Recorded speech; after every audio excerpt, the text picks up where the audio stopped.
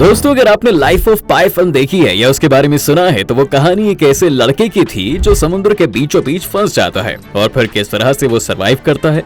लेकिन क्या आप ये जानते हैं कि ये कहानी एक असली कहानी से इंस्पायर्ड थी? जी हाँ, जो कि बहुत पुरानी भी नहीं है। तो हमारी आज की स्टोरी का मुख्य किरदार इसी तरह नवंबर 2012 में समुद्र में गायब हो गया था और 1 साल से भी ज्यादा वक्त के बाद वो दोबारा से दुनिया के सामने आया। A man in a boat has washed up How a man could have survived for 13 months for 13 months.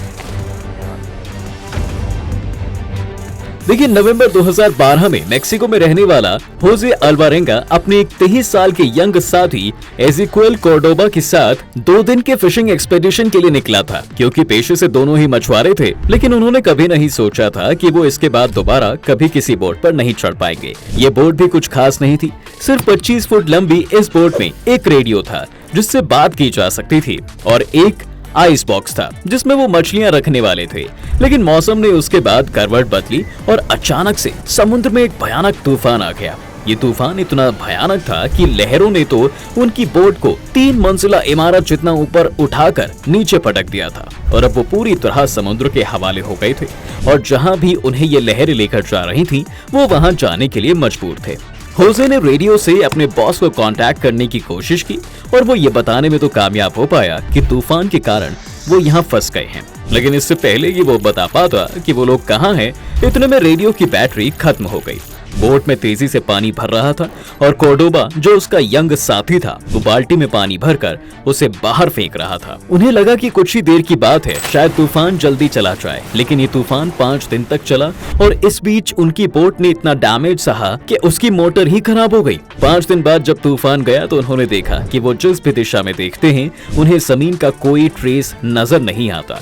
चारों तरफ समुद्र था। बोट की मोटर खराब थी, रेडियो भी चल नहीं रहा था। अब ना वो मदद बुला सकते थे और ना ही इस बोट को किसी तरह चलाकर कहीं और ले जा सकते थे। इसलिए उन्होंने डिसाइड किया कि अब लहरें जहां उन्हें ले जा रही हैं, उन्हें लहरों के साथ ही जाना होगा। अब तूफान आने के 14 दिन बाद दोनों हताश हो चुके थे। न उनके पास खाना था, न पीने के लिए पानी था और धूप ने भी उनकी जिंदगी मुश्किल कर दी थी। उनकी किस्मत ने इस तरह उन्हें थोड़ी राहत दी कि 14 दिन बाद बारिश हुई और इस बारिश के पानी को वो इकट्ठा कर पाए। खाने के लिए कुछ था नहीं और सारे फिशिंग इक्विपमेंट तूफान के कारण बहुत पहले ही बोट से गिर चुके थे। इसलिए दोनों ने समुद्री टर्टल्स को पकड़कर खाना शुरू कर दिया और उनका खून पीने लगे। लेकिन ये टर्टल सिर्फ कुछ ही दिन तक उनका खाना बन पाए, क्योंकि टर्टल ज्यादातर उस इलाके में रहते हैं जो जमीन के ज्यादा नजदीक होते हैं। लेकिन समुद्री लहरें उन्हें रोज और भी ज्यादा दूर ले जाती थी और एक दिन जब उन्हें टर्टल्स दिखने बंद हो गए तो उन्हें अपने हाथों से ही मछली पकड़ना सीखना पड़ा। लेकिन गहरे समुद्र में सिर्फ मछलियां और टर्टल्स ही नहीं बल्कि शार्क्स भी रहती हैं और ये शार्क्स कभी कभी उनकी बोट को टक्कर भी मारती थी। तब उन्हें ये रियलाइज हुआ कि वो कितनी बड़ी मुसीबत में है। अगर वो बोट से कभी गिरे तो ये शार्क्स उन्हें मार डालेंगी।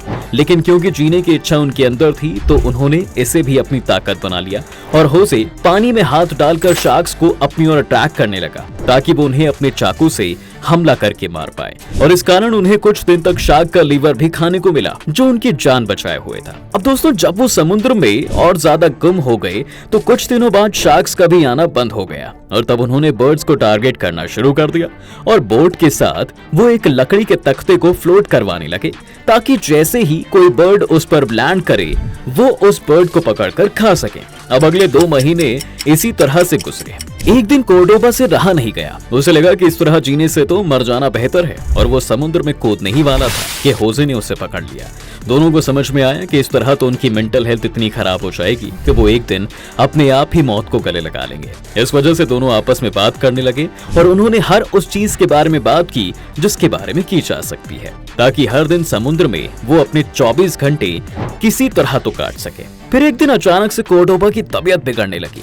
होजे ने देखा कि वो एक बर्ड को खा रहा था। होजे ने बर्ड के स्मॉल इंटेस्टाइन में एक सांप को पाया, जिससे उसे समझ में आया कि जरूर इस बर्ड ने सांप को खाया होगा और अब वही जहर कोर्डोबा के शरीर में जा रहा है। किसी तरह उसने कोर्डोबा से उल्टी करवाकर वो जहर उसके शरीर से बाहर किया। लेकिन इसके बाद भी उसकी हेल्थ इतनी तेजी से डिक्लाइन करने लगी कि एक दिन कोर्डोबा ने पानी मांगा और जब तक होजे ने उसे पानी दिया इतने ही वक्त में उसकी मौत हो चुकी थी और ना जाने जमीन से कितनी दूर अब होजे अकेला था। ये दुख होजे के लिए इतना ज्यादा था कि कई दिनों तक वो उस लाश से ही बात करता था और लाश को जो जवाब देती थी वो भी होजे के मुंह से ही निकलते थे। और जब कोर्डोबा के मरे हुए 6 दिन हो चुके थे तब होजे को एहसास हुआ कि कोर्डोबा मर चुका है और वो इतने दिनों से खुद ही से बात कर रहा था। होजे को एहसास हो गया था कि अब वो अपने दिमाग पर भी भरोसा नहीं कर सकता।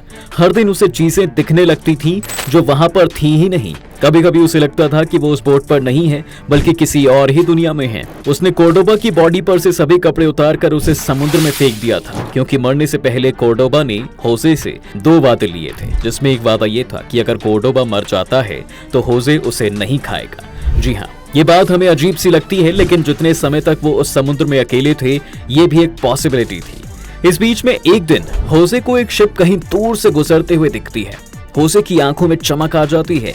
वो जोर जोर से मदद के लिए चिल्लाता है। उस शिप का ध्यान अपनी तरफ आकर्षित करने की कोशिश करता है, लेकिन कुछ नहीं होता, क्योंकि यह कमर्शियल शिप थी जिसमें काफी कम स्टाफ होता है और ये इतनी दूर भी थे कि किसी ने उसे नोटिस तक नहीं किया। और देखते देखते वो शिप उसकी नजरों से गायब हो जाती है। एक बार नहीं, अगले कुछ महीनों में ऐसा 20 बार होता है और हर बार होजे को अपने सामने से अपनी आखिरी उम्मीद को गुजरते हुए देखना पड़ता है। होजे को अगर किसी चीज ने जिंदा रखा था तो वो थी उसकी फैमिली की यादें, जिस वजह से उसने अभी तक खुद समुद्र में कूदने का फैसला नहीं किया था। पर आखिर होजे फिर से वापस इस दुनिया में आया कैसे?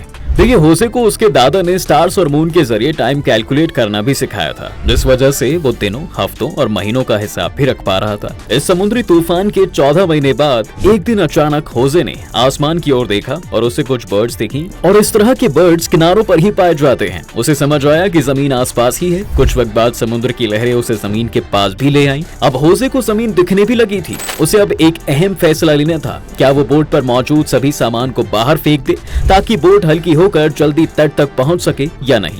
क्योंकि मुमकिन था कि होजे को जमीन नहीं बल्कि कोई मिराज दिख रही हो। उसने रिस्क लेने का फैसला किया और सारा सामान समुद्र में फेंक दिया। वो तेजी से जमीन की तरफ पहुंचने लगा और फाइनली 17 नवंबर 2012 से गायब हो चुका होजे जनवरी 2014 में दोबारा दुनिया के सामने आया। इन 14 महीनों में होजे ने समुद्र में 8,900 से 10,000 किलोमीटर तक का सफर तय कर लिया था और उसका जिंदा बचे रहना किसी भी चमत्कार से कम नहीं था। शुरुआत में जब वो वापस पब्लिक में आया और उसकी स्टोरी को मीडिया में रिपोर्ट किया गया तो बहुत से लोगों ने उसकी कहानी पर यकीन तक नहीं किया, लेकिन जब धीरे धीरे उसके कैलेंडर और ओशन करंट्स को स्टडी किया गया तो इस स्टोरी की पुष्टि हुई कि ये पॉसिबल था कि होजे की कहानी असली है। ये कहानी दुनिया भर में मिसाल बन गई कि किस तरह से एक इंसान चाहे तो किसी भी कंडीशन में सरवाइव कर सकता है। जिसके बाद होजे की कहानी पर एक किताब भी लिखी गई जिसे जॉनथन फ्रैंकलिन नाम के एक जर्नलिस्ट ने लिखा था। और उसके बाद जैसा कि हमने आपको बताया कि लाइफ ऑफ पाई जैसी फिल्में भी होजे की कहानी से ही लूजली इंस्पायर्ड थी। लेकिन इस घटना के बाद होजे के अंदर समुद्र का डर भी इस कदर बैठ गया था कि वो फिर कभी दोबारा किसी बोट पर नहीं चढ़ा और वो आज भी समुद्र में जाने से घबराता है।